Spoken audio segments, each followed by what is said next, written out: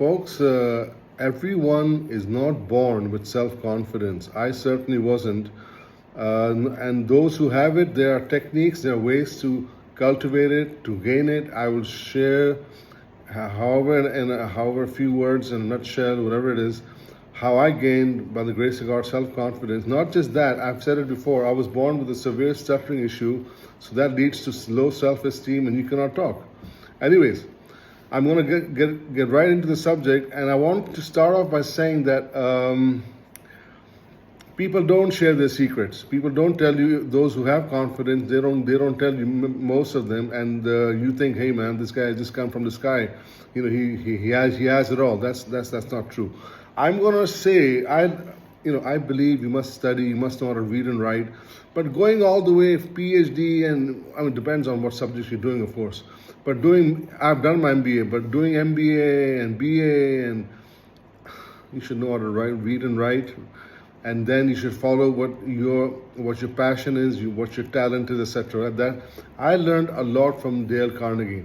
He was known as the self-help messiah. How to win friends and influence people, and especially how to develop self-confidence and influence people by public speaking. I'm not going to get into long speech here. You should have these two books, of course. I learned he was known as the self-help messiah, and I learned a lot from him. He gave me, mashallah, lots of confidence. Let me tell you a few points. Yeah, I've written them down. Hold on. Even though he said don't. Anyways. One second. So yes, a speech or even this video which I'm making, whatever it is, you must have passion for. You must see what your interests are, where your passion lies, and then, for example, if you have a speech coming up, Dale Carnegie says that don't go over it overnight and in a rush, this, that, the other. No, it should grow like a child. First of all, have interest in your subject, passion, fire. You should grow, and then give it a week or two. Think about it. Practice. You must go over it again and again. Discuss it with your friends, but everyone might not be interested in your subject. But practice, and then he says, go over your subject, read, find out, research. Then he says you will get thoughts at odd hours. Write them down. You're having a shower. You'll get thoughts. Write them down. Let it grow like a child. Practice, and how to be natural.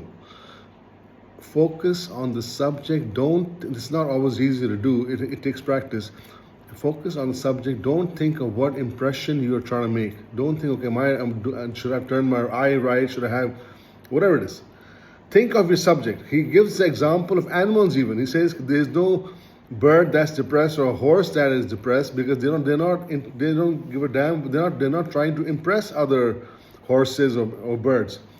But the point is, of course, we want to be impressive, but think about your subject. Don't think about you, and that takes practice. Yeah. Sorry, I've written a couple of points down so I don't miss out anything.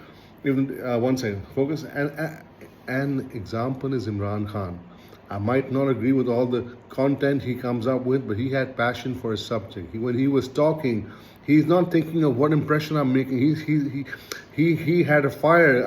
He was on a mission, and he would talk from his heart. Put your heart into your speech. Put your heart into your speech. That's the key word. It takes practice. And this is a fantastic quote here. See this?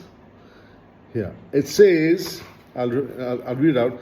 Seek not for words. Seek not for words. Seek only fact and thought. And crowding in will come the words unsought. So don't memorize your speech even. Dale Carnegie says that. Because then you'll be thinking backwards. Don't memorize your speech. So you have to look forward. So seek not for words. Seek only fact and thought. And crowding in will come the words unsought. Another technique everyone is not aware of. It's a very simple technique. Don't use hard words.